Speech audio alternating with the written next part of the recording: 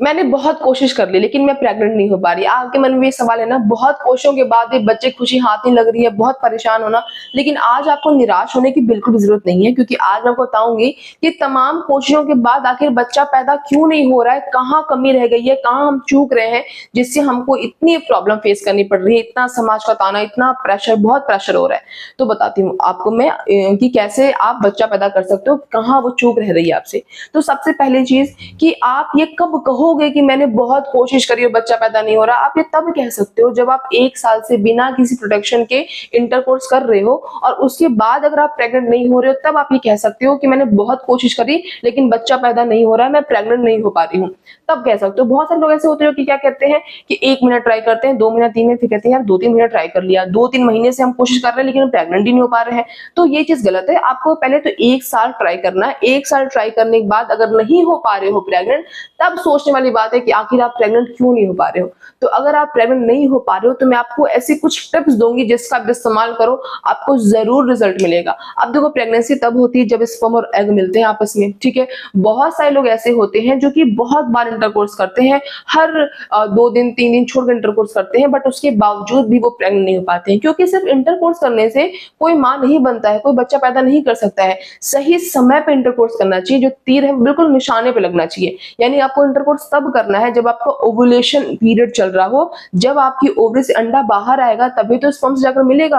अगर अंडा ओवरी के अंदर ही रहेगा तो आपकी बॉडी में कितने भी स्पर्म क्यों ना चले जाएं, आप प्रेग्नेंट नहीं हो सकती हो।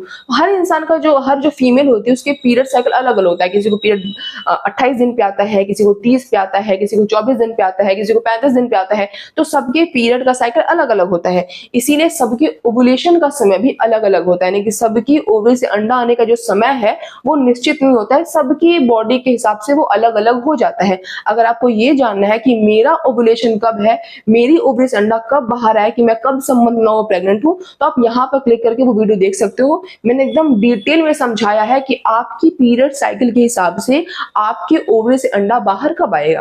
तो पहला तो ये कि अपने ओवुलेशन को समझो कि कब आप प्रेग्नेंट होने के लिए रेडी हो।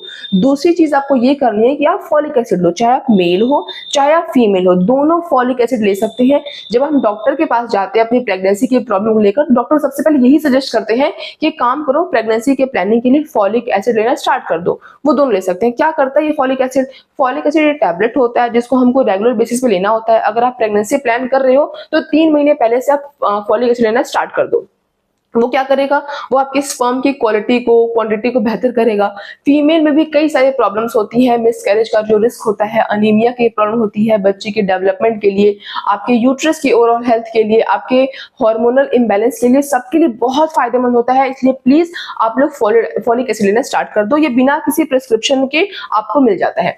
अब मैं आपको एक बात और बताना चाहती हूँ, बोनस टिप। बोनस टिप ये है कि आप वो वीडियो तो देखोगे ही जिससे पता चले कि ओवुलेशन कब होगा आपका, लेकिन अगर आपको एकदम एग्जैक्ट चेक करना है, आपको लगता है कि यार मेरे जो पीरियड्स है ना वो इरेगुलर है, कभी 20 दिन पे आ रहे हैं, कभी 24 पे, कभी 25 पे, तो थोड़ी प्रॉब्लमेटिक सिचुएशन आती है। ऐसा हो सकता है कि आप भूल जाओ पीरियड। सबसे पहले तो पीरियड आपको ध्यान रखना है कि मुझे लास्ट पीरियड कब आया था, फिर पीरियड कब आ रहा है, लेकिन मान लेते आप भूल गए, तब आप क्या करोगे? तब आप ओवुलेशन किट का सहारा ले सकते हो, उसको भी मैं टैग कर दूंगी, वहां जाकर आप परचेज कर सकते हो। मैं फॉलिक एसिड को भी टैग कर दूंगी, आप वो भी परचेज कर सकते हो। बहुत इफेक्टिव होता है, बहुत फायदेमंद होता है।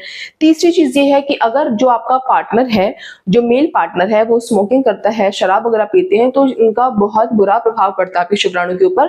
तो आप उनको बोलो कि अगर हम प्रेगनेंसी प्लान कर रहे हैं तो सिर्फ मेरे चाहने से मैं प्रेग्नेंट तो हो नहीं जाऊंगी, तो आपको भी स्मोकिंग को क्विट करना पड़ेगा, आपको शराब को छोड़ना पड़ेगा, तभी जाकर कहीं हेल्दी बेबी को हम कंसीव कर सकते हैं। तो आपको उनको ये बात समझानी पड़ेगी। और आप मेल हो तो आपको खुद ये बात समझनी पड़ेगी, आपको अपनी डाइट बेहतर रखनी है। और फीमेल भी हो अगर आप, तो फीमेल भी हो अगर आप स्मोकिंग कर रहे हो, अल्कोहल वगैरह, तो बहुत बुरी बात है, नहीं करना चाहिए। सिर्फ बच्चे के लिए नहीं, बिल्कुल नहीं करनी चाहिए। तो आप दोनों को अपनी डाइट का खास ख्याल रखना चाहिए। स्मोकिंग, अल्कोहल, इन सब चीजों को बिल्कुल छोड़ देना चाहिए। तब आप कहीं पे हेल्दी तरीके से प्रेगनेंसी मतलब प्रेग्नेंट हो सकते हो, कंसीव कर सकते हो।